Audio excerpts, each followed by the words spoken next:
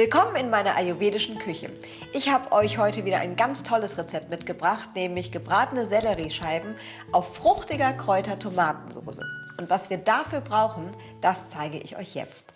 Für unser heutiges Gericht benötigen wir folgende Zutaten. Natürlich unser Sellerie, dann benötigen wir 1 Kilo Tomaten, 200 Milliliter Wasser, dann für die Deko ein paar Limettenscheiben mit etwas klein geschnittener Petersilie. Dann kommen wir wieder zu meinen Gewürzen. Und zwar haben wir hier einmal einen Teelöffel Rosmarin, einen Teelöffel Basilikum, einen halben Teelöffel Pfeffer, einen halben Teelöffel Salz, dann 3 Knoblauchzehen, dann ein paar frische Zweige Thymian, die duften bis hierher. Dann benötigen wir noch 2 Esslöffel voll Olivenöl, 2 Esslöffel Agavendicksaft und 2 Esslöffel dunkler Balsamico-Essig. Und hier kommen wir wieder zu meinem kleinen Gewürzteller. Und zwar besteht der diesmal aus einem halben Teelöffel Pfeffer, dann geräuchertes Paprikapulver, davon habe ich jetzt einen Teelöffel voll, dann ein halber Teelöffel Salz und ein halber Teelöffel Paprika-Rosenscharf. Und damit wir das natürlich schön vermengen können, habe ich mir hier schon eine kleine Schüssel mit Olivenöl vorbereitet. Als allererstes bereiten wir jetzt unsere Tomatensauce vor. Dafür schnappen wir uns die Tomaten, entfernen das äußere Stück und dann können wir die Tomaten im Grunde genommen einfach vierteln. Und das ist das Schöne an dieser Soße, weil sie geht wirklich im Grunde genommen wie von ganz allein. Die Soße könnte man später übrigens auch hervorragend als Pizzasoße oder Pastasoße verwenden. Und ich mache die tatsächlich sehr, sehr gerne, weil sie so simpel ist. Alle Tomaten sind jetzt geschnitten. Jetzt folgen auf den Tomaten die Knoblauchzehen. Die geben wir mit der Schale in die Auflaufform. Dann etwas Thymian. Dann geben wir auch schon die flüssigen Zutaten rüber. Einmal den dunklen Balsamico-Essig, den Agavendicksaft und das Olivenöl. Und zuletzt unsere Kräuter. Und natürlich nicht zu vergessen unser Wasser. So. Und das wandert jetzt bei 180 Grad in den Ofen.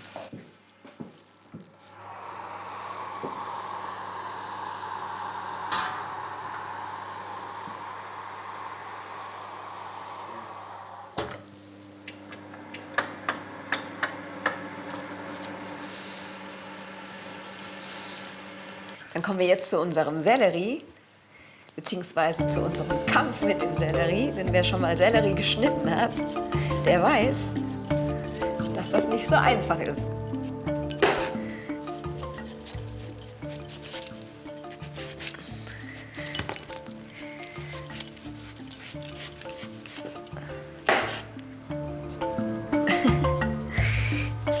Aber ich gebe mein Bestes und ich hoffe, dass ich auch tatsächlich gleich hier durch bin. So. Im besten Fall sind die Stücke natürlich gleichmäßig. Machen wir noch mal ein paar Halbmonde draus aus unseren runden Scheiben.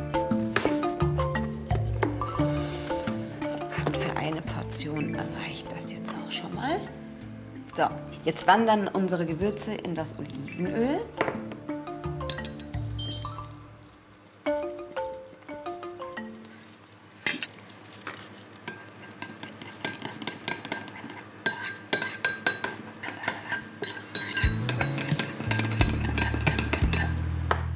Wenn die in so einer Halbmondform sind, unsere Selleriescheiben, dann lassen die sich auch noch mal viel besser halbieren. Und genau das mache ich jetzt, weil je dünner sie sind, desto besser braten sie natürlich dann auch durch.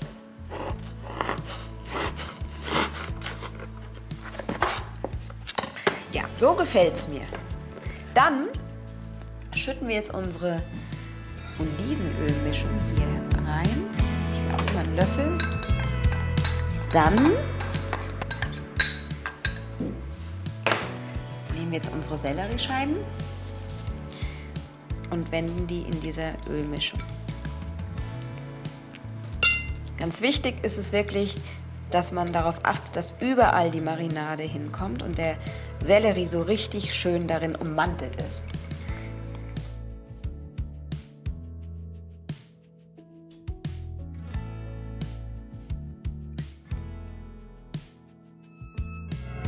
Dann schalten wir jetzt die Pfanne ein.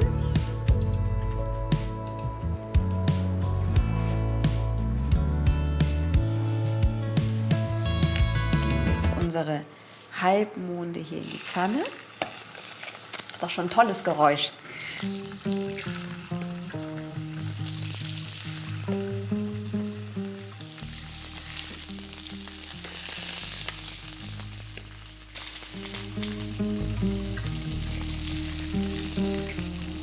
So, die restliche Marinade lassen wir natürlich nicht verkommen.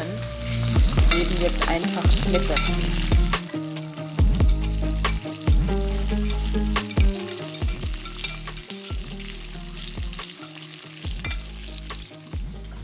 Man kann auch herrlich dieses geräucherte Paprikapulver riechen.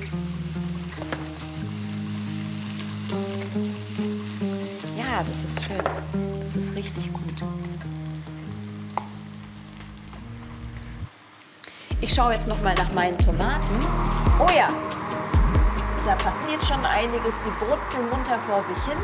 Sehr schön. Ich rühre das jetzt gerade noch mal um.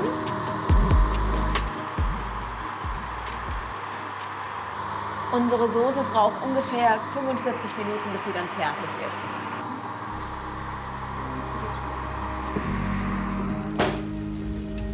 Dann schaue ich mir jetzt noch mal die andere Seite an. Die Farbe soll goldbraun sein. Und wenn sie in der Mitte schon weich sind, dann können wir davon ausgehen, dass sie fertig sind.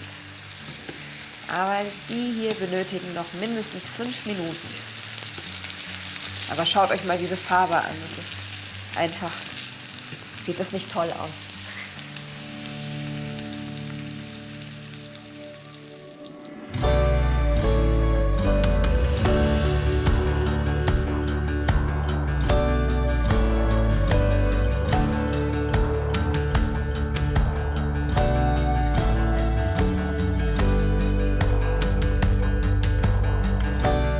So, dann befreien wir jetzt mal unsere Tomaten aus dem Ofen. Ah ja, die sehen ganz, ganz toll aus. Genauso wollte ich sie haben. Ich sie jetzt mal raus. Hört euch das mal an, wie das schön brutzelt. So. Wie wir jetzt hier sehen können, haben die Tomaten auch noch mal ganz viel Wasser abgegeben. Das stört uns aber nicht, denn das können wir ganz leicht beheben, indem wir einfach die Tomaten ein bisschen abschöpfen. Und sie auf den Teller geben.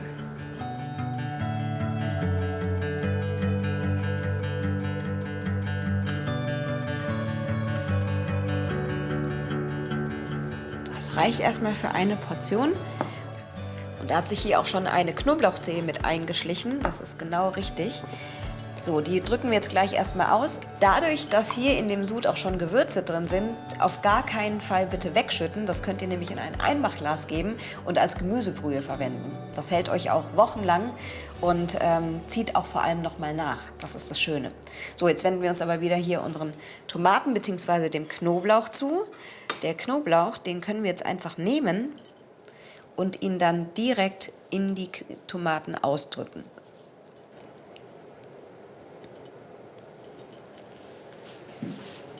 So, dann zerdrücken wir jetzt nun unsere Tomaten, ganz behutsam.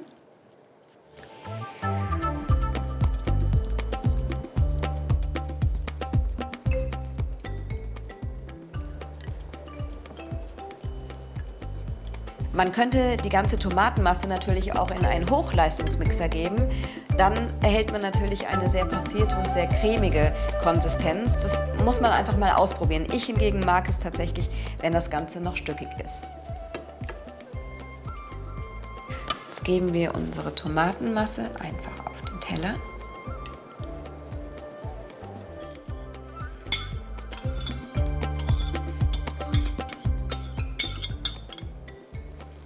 Verteilen das nochmal schön, dass es wie ein Tomatenbett aussieht, auf dem sich gleich die Selleriescheiben niederlegen können.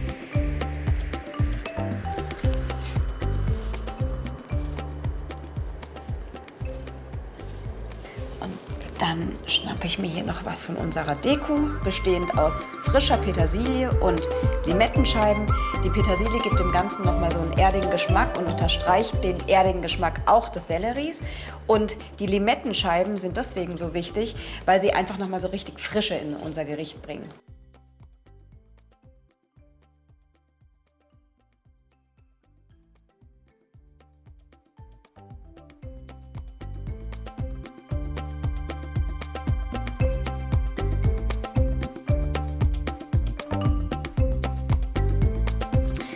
Kommen wir wieder zu meinem Lieblingsteil, dem Probieren.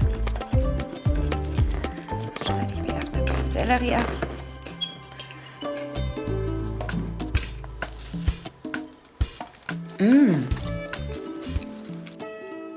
Ich liebe dieses Gericht, weil es einfach diese wunderbaren Geschmacksrichtungen kombiniert. Einmal dieses Herbe von dem Sellerie und von der Petersilie in Kombination mit dieser Frische von der Limette. Das ist einfach köstlich. Ich hoffe, ihr probiert es mal aus. Ich wünsche euch viel Spaß dabei und bis zum nächsten Mal, eure Mangal.